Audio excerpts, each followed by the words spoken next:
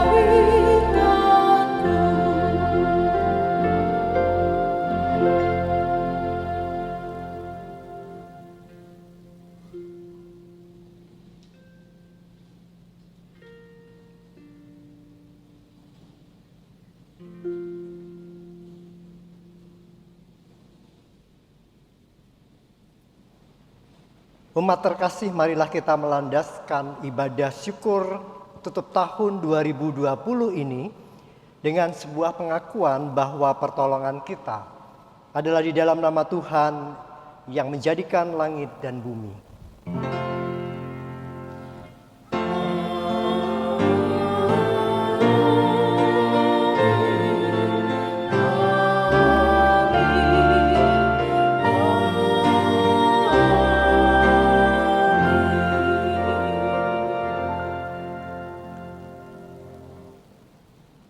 Berkat dan perlindungan dari Allah Bapa, Putera, dan Roh Kudus selalu menyertai saudara dimanapun saudara berada.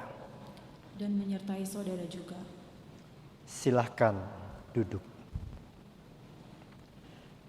Bersama-sama kita meneduhkan diri kita, sujud sembah, dan mari kita berdoa untuk mengakui segala keberadaan kita.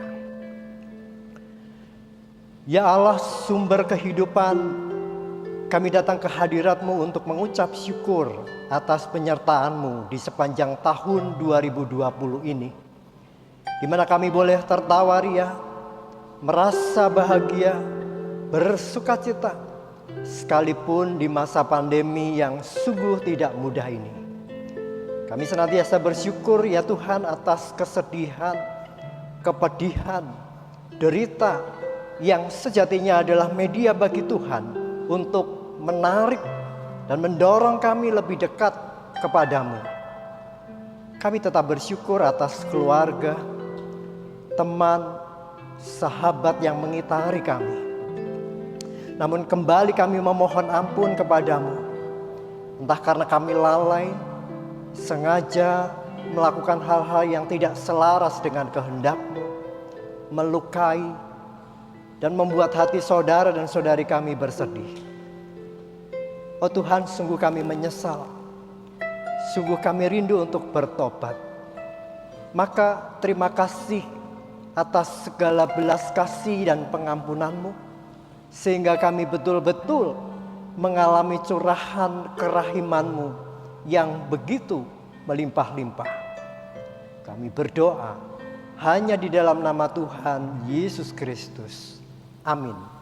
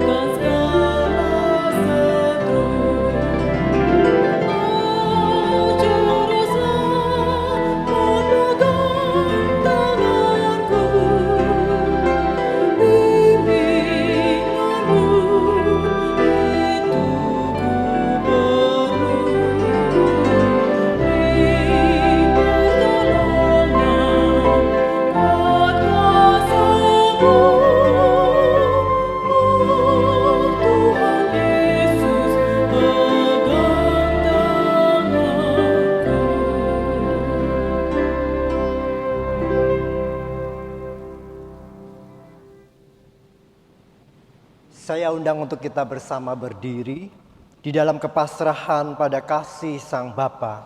Maka terimalah berita pengampunan dosa yang dituliskan dalam Efesus pasal 1 ayat 5 sampai dengan 6. Dalam kasih, Ia telah menentukan kita dari semula oleh Yesus Kristus untuk menjadi anak-anak-Nya sesuai dengan kerelaan kehendak-Nya, supaya terpujilah kasih karunia-Nya yang mulia yang dikaruniakannya kepada kita di dalam Dia yang dikasihi-Nya. Demikianlah berita anugerah dari Tuhan. Haleluya, terpujilah Tuhan. Amin.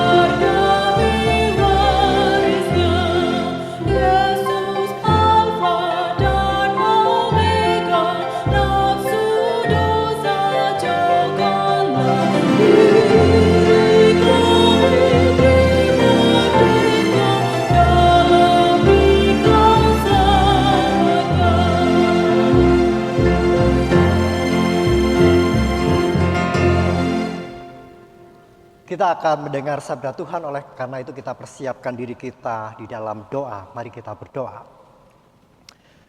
Kami bersyukur padamu ya Tuhan, karena Engkau memberi kami santapan roti kehidupan. Kami menjadi apa yang kami santap. Kami berkembang menjadi pribadi yang dibentuk dan dipoles oleh apa yang kami makan. Kami alami pun kasih dan kepedulian kami akan sesama terus semakin bertumbuh kokoh di dalam Tuhan. Karena apa yang kami santap di dalam firman-Mu. Maka di dalam firman kami hendak menyaksikan adanya kuat kuasa yang bekerja di dalam kami. Berkaryalah atas kami lewat firman-Mu, karena kami berdoa hanya di dalam nama Tuhan Yesus Kristus. Amin. Saudara-saudara, para gembala yang telah mengalami peristiwa ajaib bergegas mencari bayi Yesus dan terus-menerus berbagi sukacita. Maka terimalah Injil Yesus Kristus seperti pada tayangan berikut ini.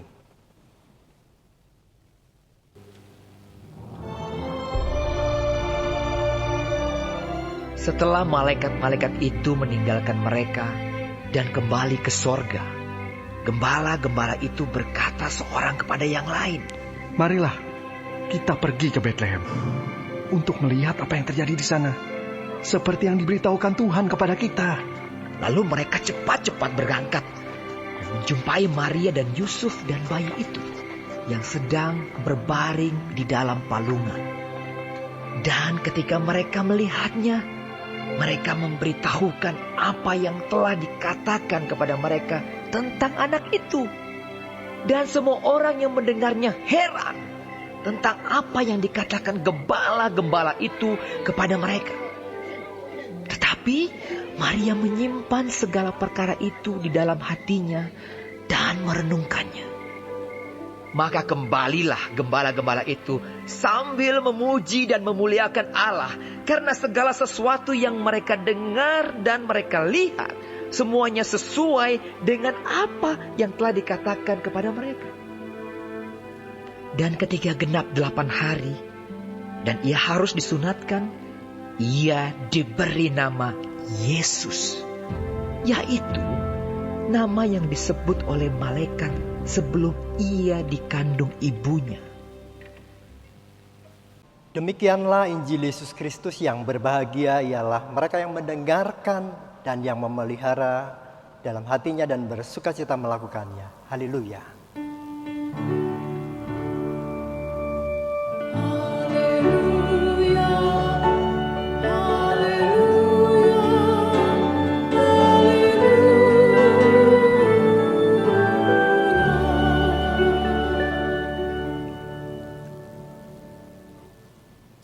Saudara-saudara, meskipun kita sudah mendengar kabar gembira tentang kehadiran vaksin COVID secara berkala, nyatanya hingga hari ini dunia masih terus bergelut dengan pandemi COVID-19. Hingga hari ini di penghujung tahun ini, sejak waktu itu kita pun masih beribadah secara online.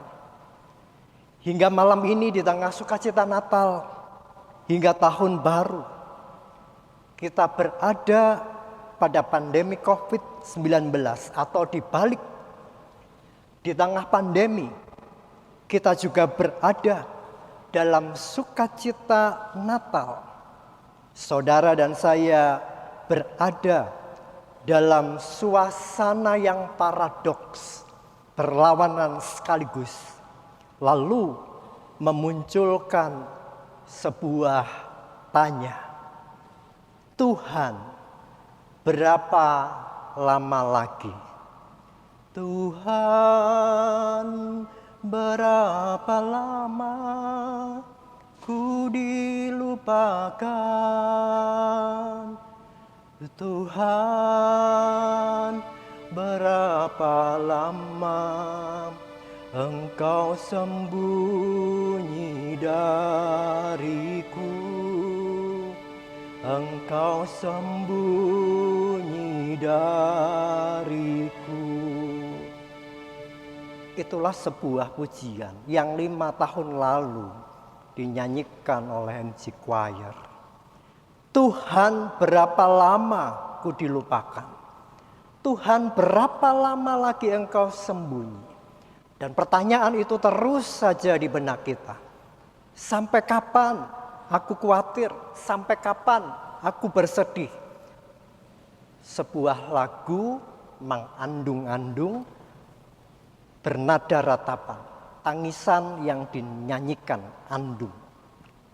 Ketika kita sendiri mengalami peristiwa-peristiwa pahit di masa pandemi ini, ketika kehilangan pekerjaan, ketika orang terkasih berpulang,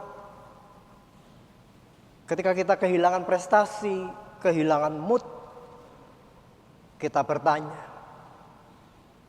orang-orang baik, dokter, medis, paramedis, pendeta, orang-orang yang sungguh kita kasihi, mereka meninggal karena COVID. Tetapi menjadi paradoks, kenapa orang-orang yang tidak disiplin dengan protokol kesehatan kok baik-baik saja? Tuhan, berapa lama lagi? Lalu memunculkan pertanyaan, di mana keadilan Allah? Sungguhkah Allah bersembunyi? Kalau bersembunyi, berapa lama lagi? Saudara, jawaban akan pertanyaan berapa lama lagi Allah bersembunyi sejatinya terjawab sejak para gembala di padang merasakan betul-betul kemuliaan surgawi. Ada perasaan yang campur aduk, takut tetapi takjub, bersukacita meluap-luap sehingga menjadikan mereka beranjak bergerak ke tempat di mana Yesus dilahirkan, memastikan apa yang dikatakan para malaikat itu benar. Yang kedua, meneguhkan orang-orang yang sedang sibuk dengan peristiwa persalinan, mulai dari keluarga kudus, Maria dan Yusuf, kemudian juga orang-orang yang turut membantu persalinan. Tetapi menjadi pertanyaan, sungguhkah kegembiraan para gembala itu di dalam Injil juga menular kepada kita, bahkan di saat-saat berat seperti sekarang ini, di saat sedikit sekali kita punya alasan untuk bersukacita dalam Natal tutup tahun baru. Tetapi saudara, bukankah kita percaya Tuhan tidak pernah memaksa kita untuk menyambut Dia dengan gempita, dengan hingar-bingar, dengan spektakuler? Malam hari ini kita diingatkan cukup kita berdoa, bersyukur bersama keluarga, meski kita masih dibatasi oleh protokol kesehatan. Kita juga merasakan di dalam iman dan harapan kita bahwa Allah itu sungguh hadir ketika bangsa ini, dunia ini meratap. Dan kita percaya bahwa kegembiraan para gembala terus hadir, terus terpancar di kehidupan banyak orang. Maka mari kita masuk pada kisah Injil tentang kehidupan para gembala itu. Saudara, seperti yang kita tahu bahwa para gembala adalah orang-orang yang dipandang rendah di masyarakat. Mereka miskin, mereka hanya pekerja, bukan pemilik peternak domba-domba. Mereka dipandang rendah karena keterbatasan waktu mereka, karena mereka tinggal di padang gurun. Kehidupan mereka jauh dari kehidupan spiritualitas, jauh dari kehidupan beragama. Tetapi justru melewati mereka lah para gembala ini yang pertama-tama menerima kabar baik dari para malaikat tentang kedatangan juru selamat. Tentu hal ini sungguh menghentak, mengejutkan, dan bisa jadi meragukan banyak orang. Benarkah kabar baik yang disampaikan gembala itu sungguh dari Allah? Nyatanya berita itu terus menggema sampai sepanjang masa. Nah, saudara-saudara, rupanya karya Roh Allah ada dan tampak pada tanggapan para gembala. Roh itu lalu membuat para gembala sangat gembira. Mereka pergi ke Bethlehem memastikan kebenaran berita malaikat. Bukankah dalam keadaan mereka secara real, gembala tidak mungkin menjadi pewarta? Yang harusnya menjadi pewarta adalah orang-orang yang terhormat, terdidik, strata pendidikannya tinggi, terpelajar di masyarakat. Hal ini mengingatkan kepada saudara dan saya bahwa tampilnya gembala yang pertama membawa Injil keselamatan dari surga menunjukkan betapa hebat dan tak terbatasnya kuasa Allah yang tidak mungkin menjadi mungkin. Di pihak lain, kita bisa mengerti bahwa kisah para gembala ini hendak mengangkat martabat manusia yang rendah dari dosa lalu menuju kepada kemuliaan Allah. Selanjutnya, di hadapan Maria, Yusuf dan bayi Yesus, para gembala itu berbagi cerita tentang apa yang mereka lihat, saksikan. Semua orang menyimak, tetapi kita mengerti respon yang kedua ada pada Maria. Kita menyaksikan ada keheningan, keteduhan Maria. Injil mencatat bahwa Maria hanya menyimpan, hanya merenungkan di dalam hatinya. Saudara, bagi saya catatan ini adalah catatan yang tidak mudah. Kalau catatan para gembala bersukacita itu jelas. Siapa yang mengalami, siapa yang bercerita adalah para gembala itu. Tetapi bagaimana mungkin lalu Injil mencatatkan bahwa Maria hanya menyimpan dalam hatinya? Siapa yang tahu? Siapa yang mengingat? Ini menandakan bahwa pencatatan Injil berproses dalam waktu yang tidak singkat. Tetapi melalui cerita dari generasi ke generasi, Injil itu lalu mencatat apa yang ada di kedalaman bagi seorang ibu Yesus. Maka saya mengajak kita bertanya, ketika kita membaca Injil, Injil juga membaca kita saat ini. Bagi para ibu yang melahirkan, bagaimana perasaannya setelah melahirkan? Bukankah pada umumnya perasaan itu macam-macam? Sakit, pedih, galau, tetapi setelah lahir kesakitan itu terbayar. Bagaimana para ayah, para suami yang berkesempatan mendampingi persalinan? Semuanya stres, mungkin juga terbawa suasana, sakit perut. Tetapi setelah persalinan terbayar sudah. Bagaimana dengan para single? Sambil menunggui para keponakan yang akan dilahirkan. Semua harap-harap cemas. Tetapi setelah proses persalinan selesai, semua bergembira. Semua merasa lega. Nah, itu artinya proses penceritaan, penulisan yang menangkap kesimpulan bahwa Ibu Maria hanya menyimpan dalam hati. Itu waktunya cukup panjang. Yang pertama. Lalu yang kedua, kita juga mengerti bagaimana Maria ibu Yesus yang mulai dari proses pemberitaan dari malaikat mengandung sampai kelahiran Yesus adalah sebuah keadaan yang tidak lazim. Tentu kita akan mendapatkan jawaban yang tidak lazim, misteri tentang kelahiran Yesus itu secara pribadi, tentang sebuah suasana hati. Saya ajak kita untuk menghayati bagaimana Maria itu menyimpan segala perkara di dalam hatinya, merenungkannya. Saudara, coba perhatikan, Maria tidak lalu meledak-ledak dalam euforia Natal, kelahiran juru selamat yang dilahirkannya itu. Maka mari kita tarik di kehidupan kita.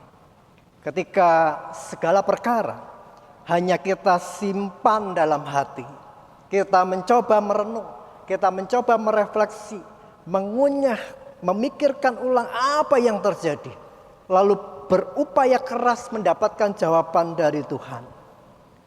Bukankah apa yang dilakukan Ibu Yesus adalah sesuatu yang relevan untuk mengajari kita di tengah dunia yang online, di tengah semua serba mudah dibuka, dipublis, share, berbagi status ke banyak orang.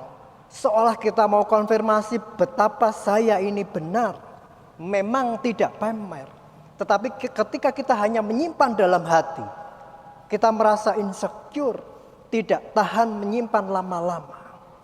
Betapa orang juga mudah menceritakan diri sendiri, menceritakan orang lain, menceritakan orang terdekat, menceritakan keluarga sendiri, mulai urusan kantor sampai urusan tempat tidur, maaf. Semua muncul ke permukaan. Apakah itu baik? Menurut saya tidak. Vulgar semua itu tidak baik. Oh saudara, betapa sulit untuk menyimpan pembicaraan, menyimpan pergumulan diam, dan menyimpan dalam hati. Ketika kita kini semua ada dalam masa pandemi, kita takut, kita cemas, kita jadi parnoan, lalu menjadikan kita sangat mudah untuk share. Pertanyaan saya, mari kita jujur di hadapan Tuhan dan sesama. Apakah yang kita share itu konstruktif atau destruktif? Apakah yang kita share itu memuliakan Tuhan, menjadi berkat bagi banyak orang, atau isinya hanya komplain, keluhan-keluhan yang sifatnya sama sekali tidak membangun? Maka mari menjadi panggilan kita, seraya bertanya langsung sama Tuhan. Tuhan, berapa lama lagi Engkau sembunyi? Artinya, bukankah lebih baik kita belajar pola baru dari Maria, Ibu Yesus? Saudara, beberapa penafsir mengatakan bahwa konon catatan Injil ini berpola flashback. Apa maksudnya? Maksudnya adalah catatan menyimpan perkara dalam hati dan merenungkan. Itu tidak seketika, sekali saja terjadi pada saat Yesus dilahirkan. Maria melakukan hal itu dalam rentang waktu yang begitu panjang. Entah sejak kapan, tidak ada seorang pun yang tak tahu. Apakah sejak Yesus dilahirkan dalam kandungan? Apakah sejak malaikat bercerita kepadanya? Dan seterusnya. Ataukah sampai ketika Yesus menjadi dewasa, mati, disalib, lalu bangkit. Itu sebab yang menyebabkan Maria tetap tegar, berdiri saat putra terkasih menderita, mati, disalib. Karena dia terus merenungkan dalam hatinya tentang kehadiran Sang Juru Selamat. Itu berarti menyimpan segala perkara dalam hati bukan sekadar menyimpan, tetapi juga menaruh. Tidak hanya menaruh tetapi juga keep, memelihara, menjaga janji Allah. Bukankah ini sangat relevan di masa-masa yang tidak mudah seperti sekarang ini? Rasanya hal ini tidak hanya dilakukan oleh Maria. Para gembala pun demikian. Mereka tidak cepat woro-woro kepada sembarang orang tentang apa yang didengarnya. Mereka juga tidak mudah untuk bersaksi bahwa setiap yang mereka kerjakan itu penuh resiko.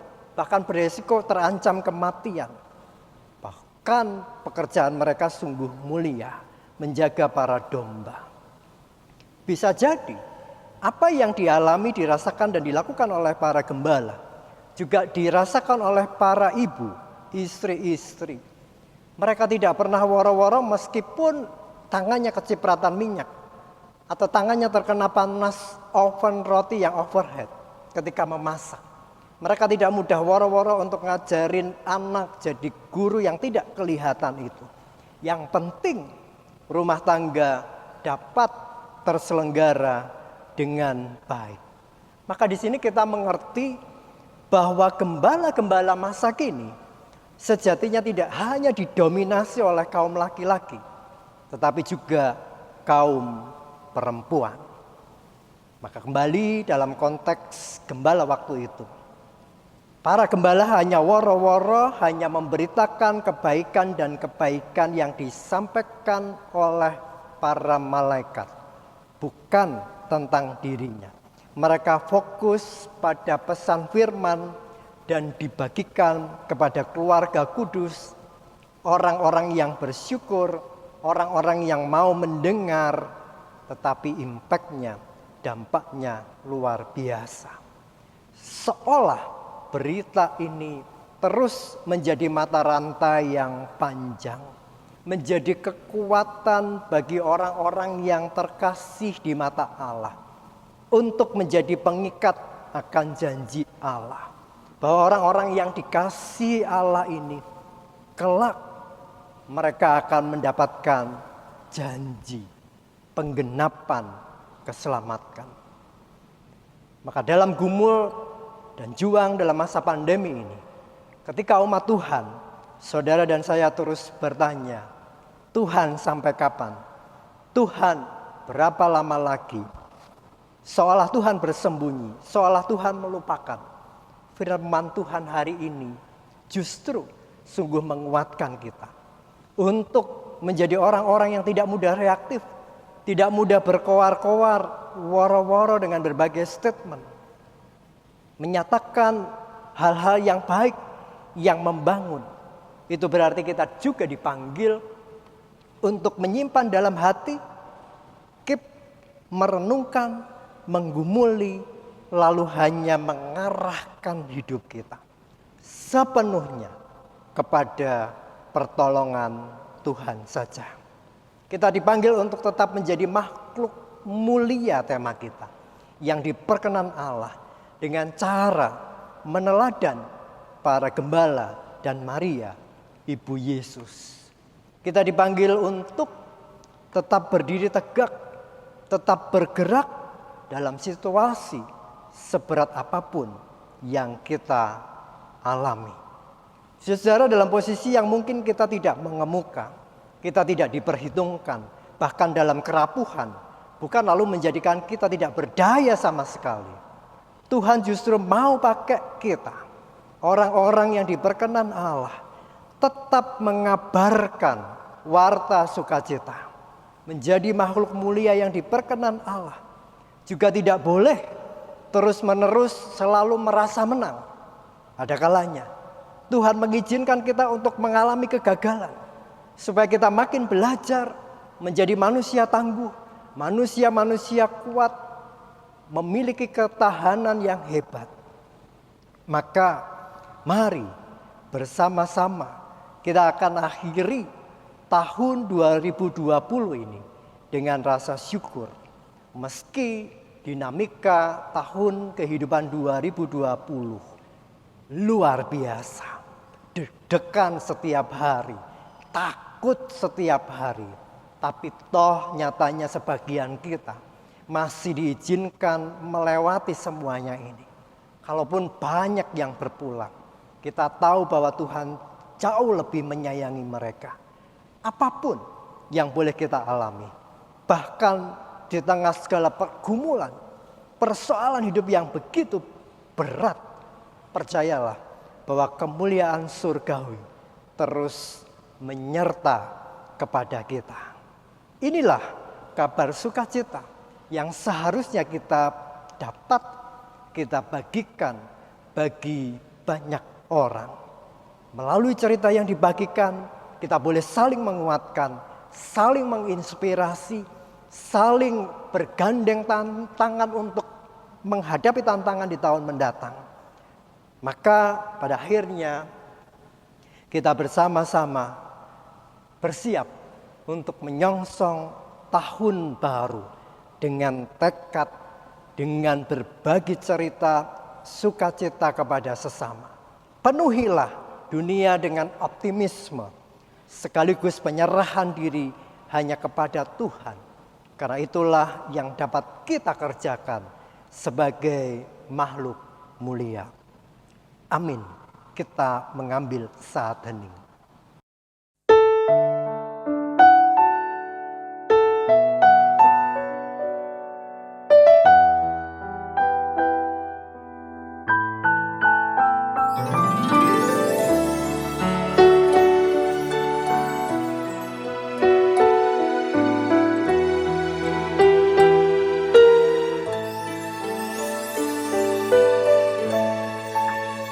Pada saya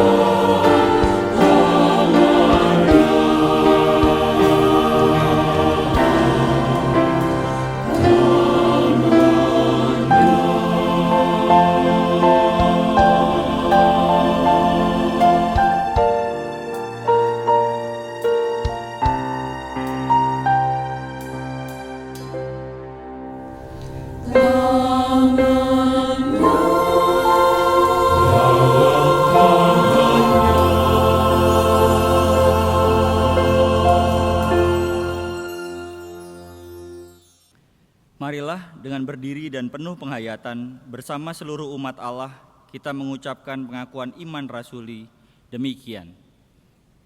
Aku percaya kepada Allah, Bapa yang Maha Kuasa, Halik langit dan bumi, dan kepada Yesus Kristus, Anaknya yang tunggal Tuhan kita, yang dikandung dari Roh Kudus, lahir dari anak darah Maria, yang menderita sengsara di bawah pemerintahan Pontius Pilatus, disalibkan, mati dan dikuburkan, turun ke dalam kerajaan maut. Pada hari yang ketiga, bangkit pula dari antara orang mati, naik ke sorga, duduk di sebelah kanan Allah, Bapa yang Maha Kuasa. Dan dari sana ia akan datang untuk menghakimi orang yang hidup dan yang mati. Aku percaya kepada Roh Kudus, gereja yang kudus dan am, persekutuan orang kudus, pengampunan dosa, kebangkitan orang mati, dan hidup yang kekal. Amin. Marilah kita bersama-sama menaikkan permohonan kita di dalam doa. Kita berdoa. Tuhan, kami berterima kasih atas gereja-Mu, di mana Engkau sendiri sebagai kepala, Engkau selalu berkenan memberkati, agar selalu setiap umat-Mu dimanapun berada terus dekat kepada Tuhan. Kau terus menarik, menyapa, mengasihi setiap kami sebagai saudara seiman. Maka ya Tuhan, berkati kami secara khusus GKI Cinere dan jemaat dan simpatisan, dan secara umum Tuhan memberkati bagi setiap hati yang boleh ambil bagian dalam tayangan ini. Bukan dari kami, tetapi semua ini adalah dari Tuhan. Engkau yang berada dan tinggal di dalam diri kami. Engkau yang berada dan tinggal di negeri kami. Engkau yang berada dan tinggal di rumah sakit. Engkau yang terus tinggal bersama medis dan para medis, para pejuang COVID yang ada di garda depan, yang terus memberikan yang terbaik hidup mereka bagi kemuliaan Tuhan. Maka ya Yesus, kami sungguh bersyukur dan berterima kasih karena Engkau telah boleh menyertai kami di sepanjang tahun ini. Maka teruslah tarik dan dekatkanlah kami kepadamu di sepanjang tahun baru nanti yang hendak kami songsong. Di dalam kemuliaan Tuhan Yesus Kristus, kami sudah berdoa, memohon dan bersyukur. Amin. Tuhan telah memberkati dan melindungi kita di sepanjang tahun 2020 ini. Marilah kita bersyukur kepadanya dengan menghaturkan persembahan. Dasar persembahan diambil dari 1 Tawarikh 29 ayat 14 yang berbunyi demikian. Sebab siapakah aku ini dan siapakah bangsaku, sehingga kami mampu memberikan persembahan yang sukarela seperti ini? Sebab daripadamulah segala-galanya, dan dari tanganmu sendirilah persembahan yang kami berikan kepadamu.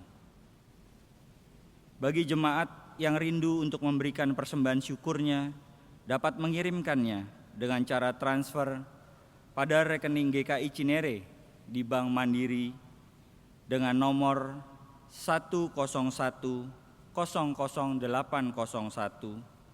45582 atau melalui scan QR Code.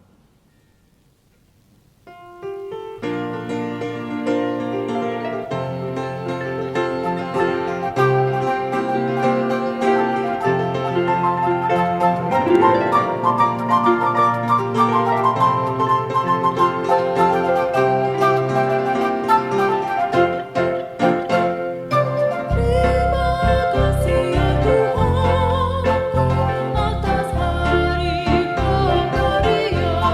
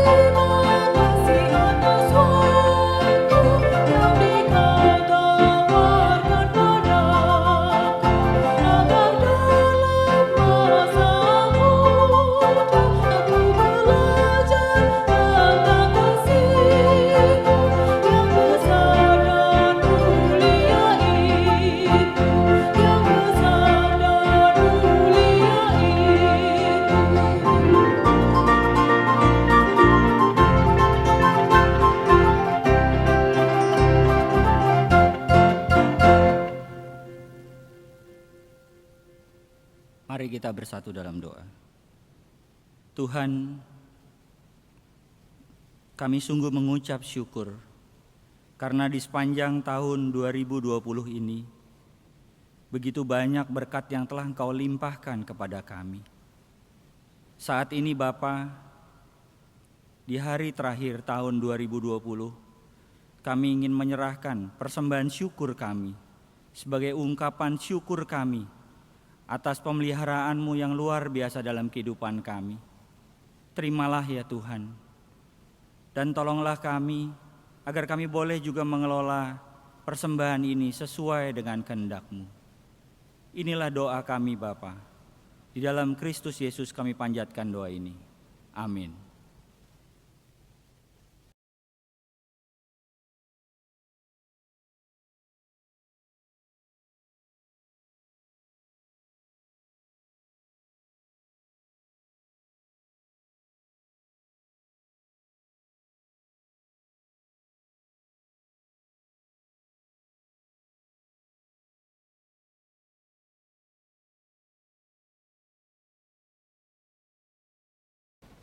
Saudara-saudara dimanapun berada, saat ini kita bersama-sama merayakan perjamuan kudus partisipatif dari tempat kita masing-masing.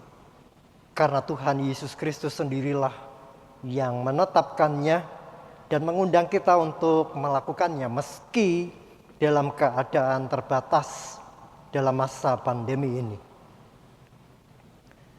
Di dalam ketidaksempurnaan kita percaya bahwa Allah akan menyucikan kita dari segala dosa-dosa kita dan menyempurnakan pemahaman kita dalam memahami misteri perjamuan kudus ini. Maka marilah kita mengarahkan hati kita kepada Tuhan. Marilah kita bersyukur kepada Tuhan Allah kita, sungguh layak bersyukur kepadanya. Kita berdoa. Ya Allah yang Maha Kudus dan Maha Kuasa, kami bersyukur kepadamu sebab Engkau mengarahkan perkembangan dunia ini dan menyayangi setiap insan. Di sini Engkau telah mengumpulkan kami dari tempat kami masing-masing menjadi satu tubuh dalam persekutuan gereja, keluarga untuk mengagungkan kemuliaan-Mu bersama dengan para malaikat di surga bersama kaum kudus di bumi yang tiada henti-hentinya bernyanyi.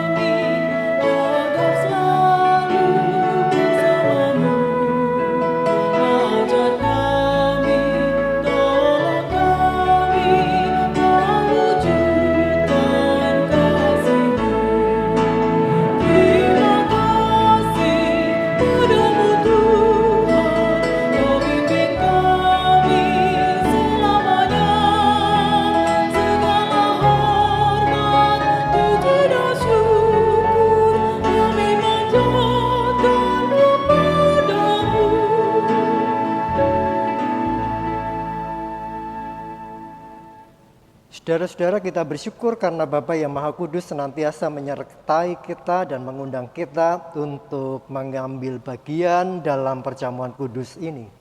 Kita yakin bahwa Roh Kudus telah dicurahkan atas kita sehingga dengan iman kita mengalami kehadiran Kristus di sini yang pada waktu malam Ia diserahkan, Ia mengambil roti Dan sesudah itu ia mengucap syukur atasnya, ia memecahkannya dan berkata, inilah tubuhku yang diserahkan bagi kamu.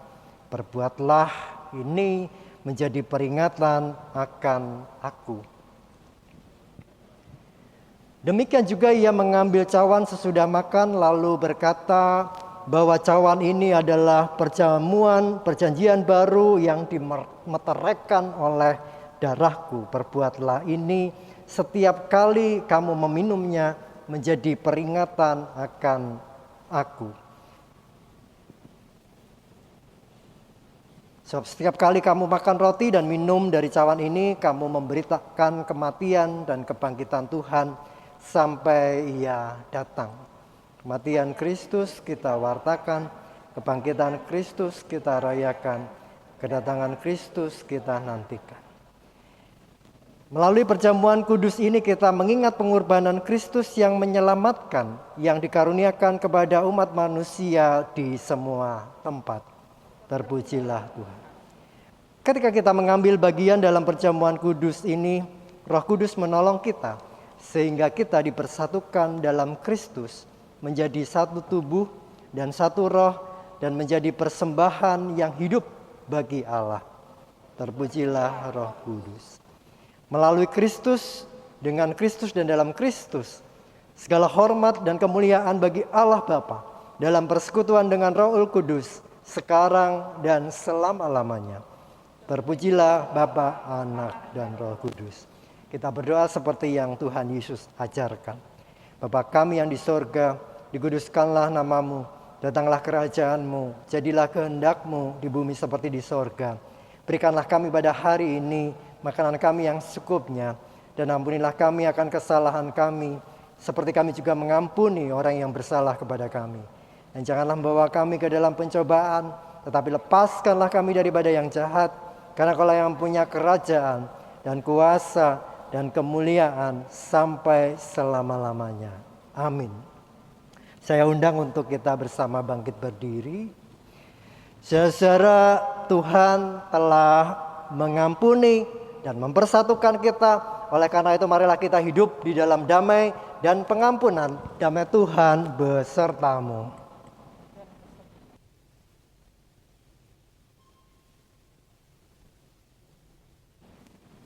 Silahkan duduk.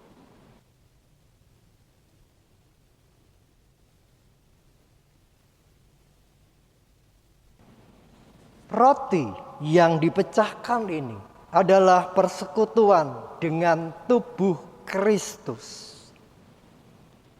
Ambillah.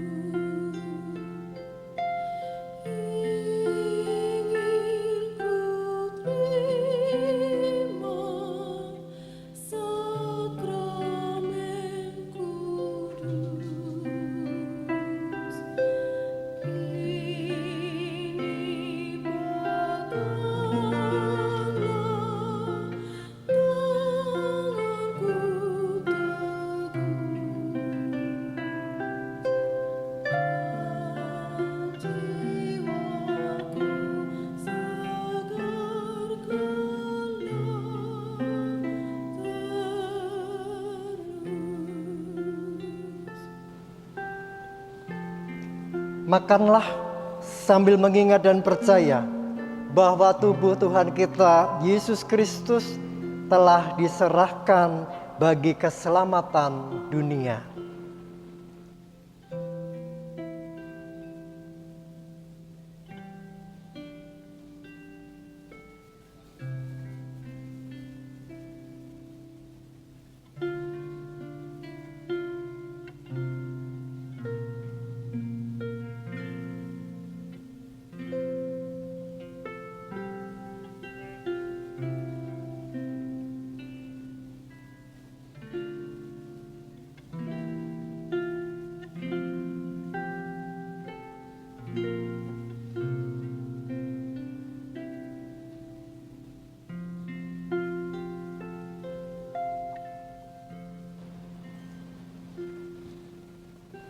Cawan minuman syukur ini adalah persekutuan dengan darah Kristus. Terimalah.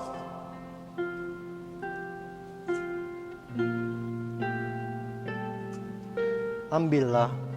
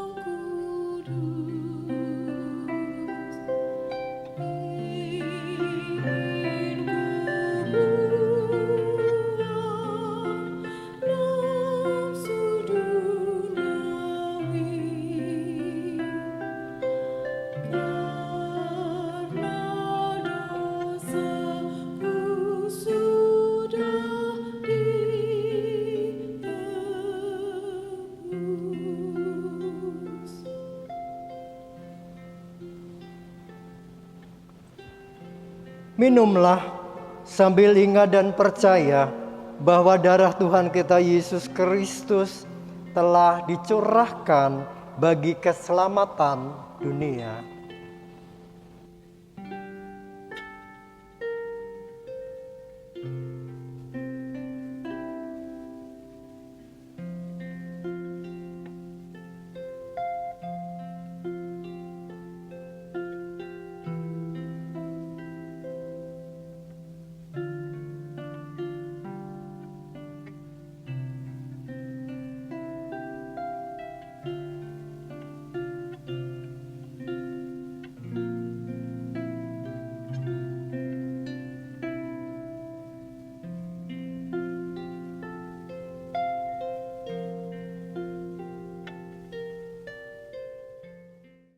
Kita akan menaikkan doa syukur.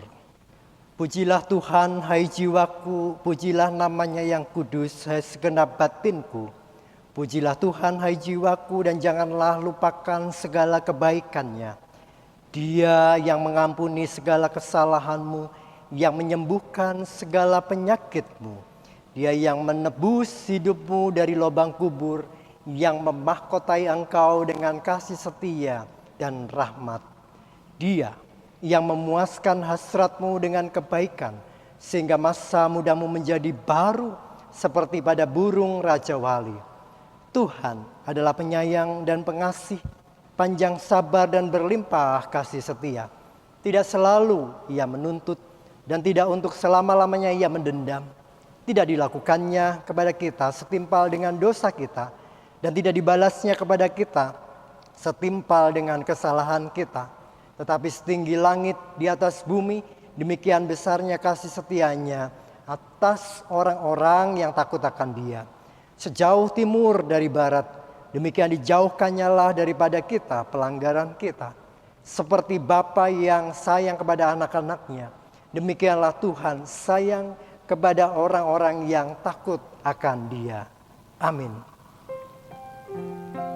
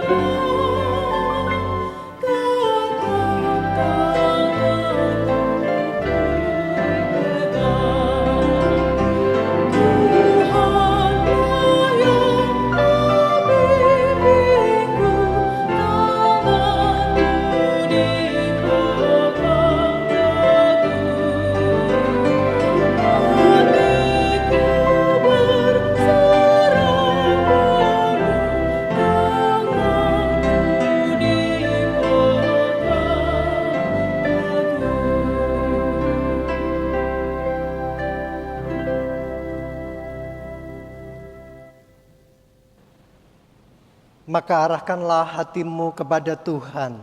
Kami mengarahkan hati kepadanya. Jadilah saksi Kristus yang menceritakan kabar sukacita. Kami siap menjadi saksinya, Terpujilah Tuhan, kini dan selamanya. maka songsonglah tahun baru dengan berkat dari Tuhan. Tuhan memberkati engkau dan melindungi engkau. Tuhan menyinari engkau dengan wajah-Nya dan memberi engkau kasih karunia. Tuhan menghadapkan wajah-Nya kepadamu dan memberi engkau damai dan sejahtera. Amin.